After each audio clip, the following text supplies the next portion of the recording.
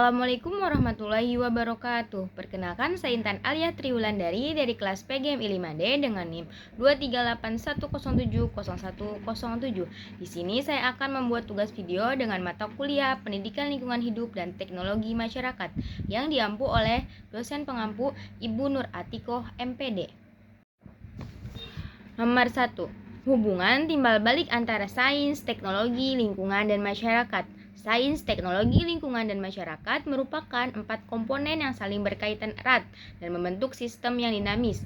Hubungan keempatnya bersifat timbal balik, di mana perkembangan satu aspek akan memengaruhi dan dipengaruhi aspek lainnya.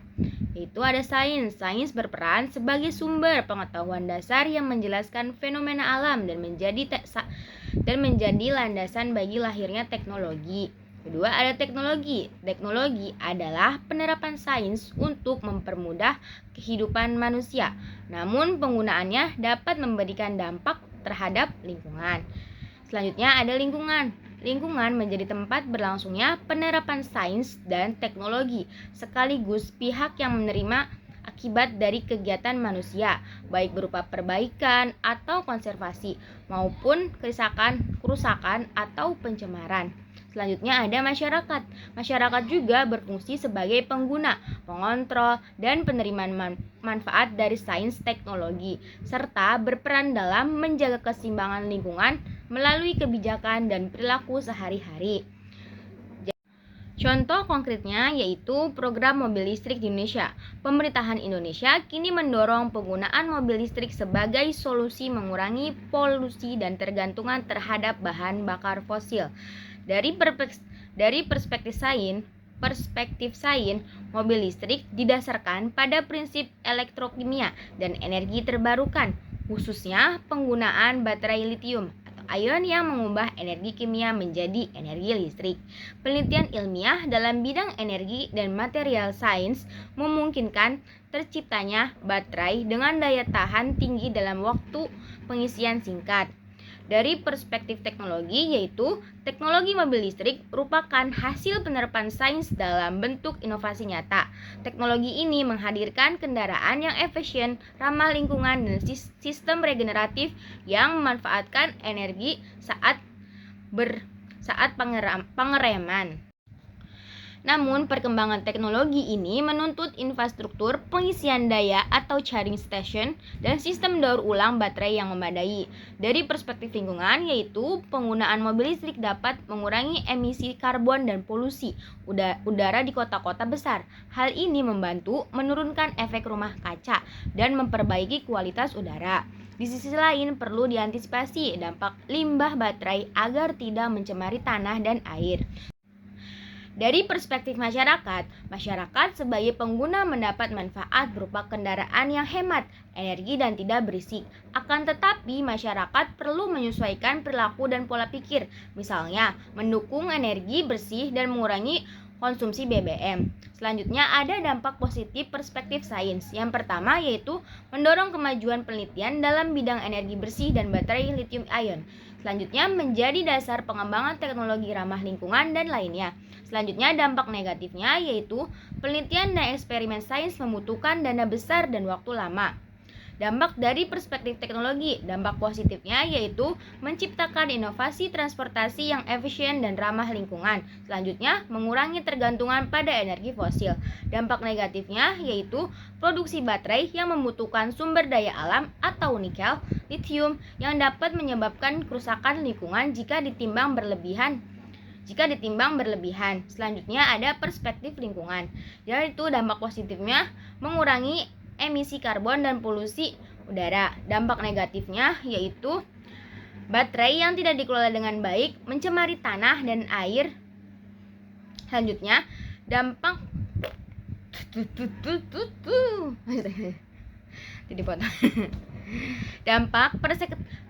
perspektif lingkungan yaitu dampak positifnya mengurangi emisi karbon dan polusi udara. Dampak negatifnya yaitu baterai yang tidak dikelola dengan baik dapat mencemari tanah dan air. Selanjutnya yaitu perspektif masyarakat. Dampak positifnya yaitu meningkatkan kesadaran masyarakat akan pentingnya energi bersih dan pelestarian lingkungan. Dampak negatifnya yaitu Harga kesadaran listrik makin mahal, menyebabkan kesenjangan akses antara masyarakat kaya dan masyarakat menengah ke bawah. Selanjutnya, hubungan antara sains, teknologi, lingkungan, dan masyarakat itu bersifat saling mempengaruhi dan bergantungan sama lain. Kemajuan sains melahirkan teknologi yang mempermudah hidup manusia, namun penggunaannya harus disertai kesadaran dan tanggung jawab lingkungan. Selanjutnya, jawaban nomor 2, ranah efektif yang mencakup sikap, nilai, dan moral memegang peran penting dalam pembentukan karakter peserta didik.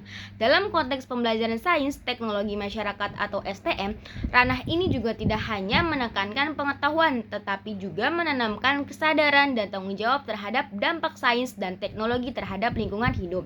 Cara efektifnya bagaimana? Cara efektifnya yaitu beberapa cara yang dapat diterapkan oleh guru di sekolah dasar atau di MI antara lain. Yang pertama yaitu pendekatan kontekstual atau contextual learning, yaitu guru mengaitkan materi pembelajaran sains dengan fenomena nyata di sekitar siswa, seperti membuang sampah, pencemaran air, atau penebangan pohon. Hal ini membuat siswa memahami bahwa ilmu sains bukan hanya teori, tetapi juga terkait dengan tanggung jawab terhadap lingkungan. Yang kedua ada Project based learning, yaitu pembelajaran berbasis proyek. Siswa dilibatkan dalam proses sederhana seperti membuat kompos dari sampah organik, menanam tanaman obat, atau mendaur ulang plastik. Melalui kegiatan ini mereka belajar berpikir ilmiah sekaligus mengembangkan kepedulian terhadap alam. Yang ketiga, selanjutnya yaitu refleksi, nilai, dan diskusi moral. Setelah pembelajaran atau kegiatan eksperimen, siswa diajak berdiskusi dan merefleksikannya. Apa dampak kegiatan manusia terhadap bumi? Ini menumbuhkan kesadaran moral dan tanggung jawab. Selanjutnya yaitu keteladanan guru dan sekolah. Guru harus menjadi contoh nyata dengan perilaku peduli lingkungan, misalnya hemat listrik, membawa botol mandiri, dan membuang sampah pada tempatnya. Lingkungan sekolah juga bisa mendukung melalui program sekolah atau adiwiyata atau green school. Selanjutnya yaitu kolaborasi dengan orang tua dan komunitas, yaitu melibatkan keluarga dan masyarakat sekitar dalam kegiatan lingkungan seperti kerja bakti atau penghijauan, memperkuat nilai-nilai ekologis yang diajarkan di sekolah. Contoh strategis pembelajaran yang bisa diterapkan di kelas. Temanya yaitu menjaga kebersihan dan kegiatan lingkungan sekitar. Langkah-langkahnya yang pertama, orientasi dan observasi. Guru mengajak siswa mengamati lingkungan sekolah, misalnya tentang kebersihan atau di taman sekolah. Yang kedua, ada identifikasi masalah, yaitu siswa menemukan masalah lingkungan seperti sampah berserakan atau air got yang kotor. Selanjutnya yaitu ada eksperimen. Siswa melakukan kegiatan sederhana seperti membuat tempat sampah dari bahan bekas atau menanam tanaman di polybag. Selanjutnya diskusi dan refleksi. Guru membimbing makna kegiatan, mengapa kita harus menjaga lingkungan dan apa akibatnya tidak menjaga lingkungan tersebut. Selanjutnya yaitu aksi nyata dan evaluasi. Siswa menerapkan kebiasaan positif setiap hari seperti membuang sampah pada tempatnya dan menjaga kesehatan dan menjaga kebersihan kelas. Selanjutnya jawaban nomor 3 yaitu pertama ada dimensi sains. Prinsip sains yang mendasari teknologi biogas adalah proses fermentasi anaerob, yaitu penguraian bahan organik seperti kotoran lemak oleh mikroorganisme tanpa kehadiran oksigen. Proses ini menghasilkan gas metana atau CH4 dan karbon dioksida atau CO2 sebagai produk utama. Reaksi utamanya yaitu bahan organik yaitu metana CH4 plus karbon dioksida atau CO2 plus pupuk organik cair atau padat. Selanjutnya yaitu gas metana kemudian dimanfaatkan sebagai sumber energi alternatif untuk memasak, penerangan, atau bahkan pembangkit listrik skala kecil. Selanjutnya yaitu sisa fermentasi menjadi sluri, yaitu pupuk organik yang kaya unsur seperti hidrogen, fosfor, dan kalium. Selanjutnya sisa fermentasi menjadi sluri, yaitu pupuk organik yang kaya unsur seperti nitrogen, fosfor, dan kalium. Selanjutnya ada dimensi teknologi. Teknologi biogas biasanya berupa reaktor atau digester yang memiliki beberapa kelebihan dan tantangan spesifik di desa makmur jaya. Kelebihan teknologi biogas yang pertama yaitu terhadap ramah lingkungan, yang mengurangi ketergantungan pada kayu bakar. Yang kedua, efisien dan berkelanjutan, mengubah limbah ternak yang awalnya mencemari lingkungan menjadi energi berguna. Yang ketiga, menghasilkan pupuk organik, yaitu meningkatkan kesuburan tanah dan mengurangi tergantungan pada pupuk kimia. Selanjutnya yaitu menghemat biaya rumah tangga dengan cara mengurangi pengeluaran untuk bahan bakar memasak. Selanjutnya yaitu tantangan teknologi biogas. Yang pertama, biaya awal pembangunan digester atau tangki biogas cukup tinggi untuk masyarakat desa. Yang kedua, perawatan dan pemeliharaan memerlukan keterampilan teknis yang belum banyak dimiliki warga.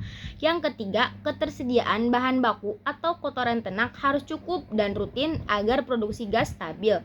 Yang keempat, kurangnya pengetahuan teknis menyebabkan instalasi gagal atau tidak efisien. Selanjutnya yaitu dimensi lingkungan. Penerapan biogas akan memberikan dampak yang signifikan terhadap lingkungan desa yang sedang mengalami krisis iklim dengan cara mengurangi deforestasi dan dengan mengganti kayu bakar.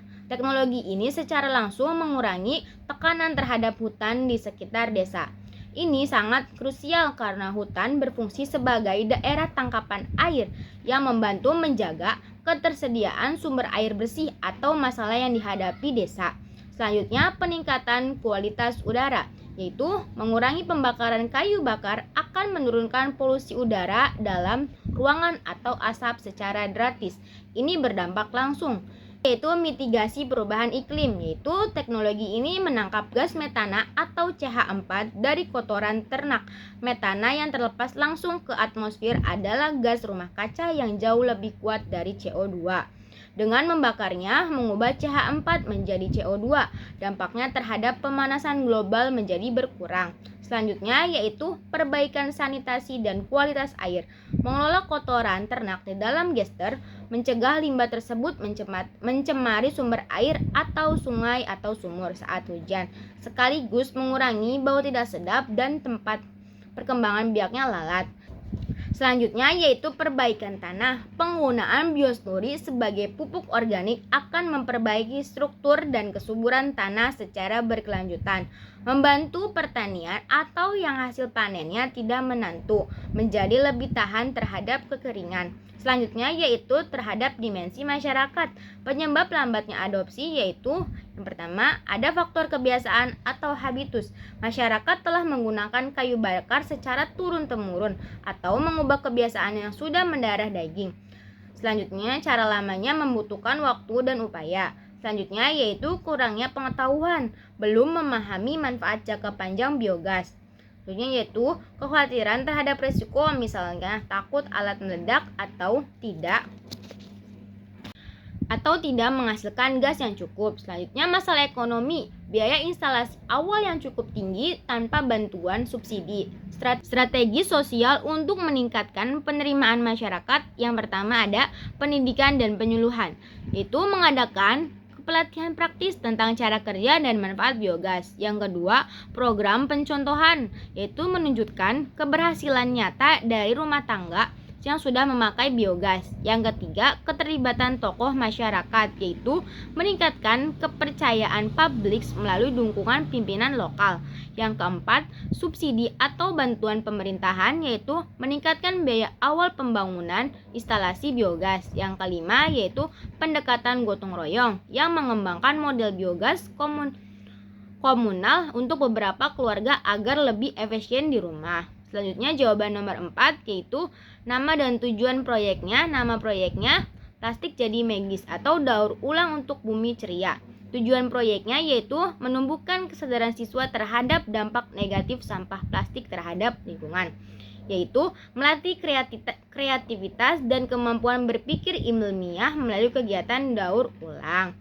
Selanjutnya yaitu mengembangkan keterampilan teknologi sederhana dalam masyarakat karya dari limbah plastik. Selanjutnya yaitu menumbuhkan sikap peduli terhadap lingkungan, sekolah, dan masyarakat sekitar. Langkah-langkah pelaksanaannya yang pertama ada identifikasi masalah. Guru memulai dengan diskusi tentang masalah sampah plastik di sekolah.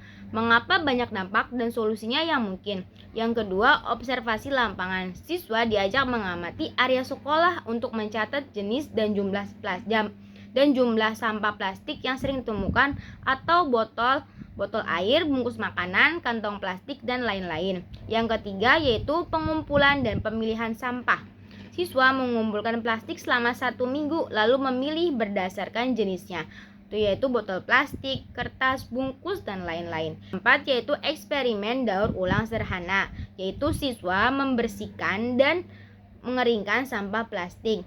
Bersama guru, siswa membuat plastik kreatif seperti pot tanaman, hiasan dinding, tempat pensil, atau mainan edukatif dari plastik bekas. Yang kelima yaitu penerapan teknologi sederhana. Siswa diajarkan cara memanfaatkan alat sederhana seperti gunting, lem tembak, cat semprot secara aman untuk membentuk dan memperoleh karya mereka. Yang keenam yaitu presentasi dan pameran hasil. Setiap kelompok mempresentasikan hasil mereka di depan kelas atau dalam pameran sekolah dengan menjelaskan fungsi, manfaat, dan proses pembuatannya. Selanjutnya, refleksi dan evaluasi. Siswa dan guru mendiskusikan pelajaran yang didapat, bagaimana proyek ini membantu mengurangi sampah plastik dan pentingnya inovasi lingkungan. Selanjutnya yaitu unsur penerapan dalam proyek. Yang pertama, sains. Siswa memahami sifat plastik atau tidak mudah terurai, ringan dan tahan air, dan prinsip daur ulang. Selanjutnya, teknologi. Siswa menggunakan alat sederhana dan teknik kreatif untuk mengubah limbah menjadi produk baru. Selanjutnya yaitu lingkungan. Proyek menumbuhkan kesadaran menjaga kebersihan dan mengurangi polusi plastik di lingkungan sekolah.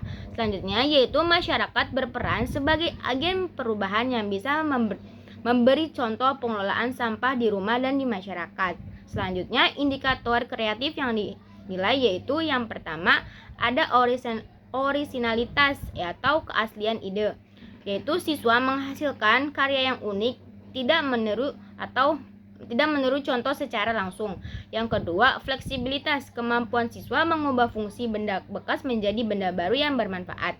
Yang ketiga, elaborasi, yaitu ketelitian dan detail dalam menghias serta menyusun komponen karya daur ulang. Yang keempat, kelancaran ide, banyaknya ide muncul dalam proses perencanaan dan pembuatan. Yang kelima, yang terakhir, kepedulian lingkungan. Siswa menunjukkan sikap tanggung jawab terhadap lingkungan dan memahami pentingnya daur ulang. Mungkin cukup sekian video dari saya, kurang lebihnya mohon maaf. Wabillahi taufiq wal hidayah. Wassalamualaikum warahmatullahi wabarakatuh.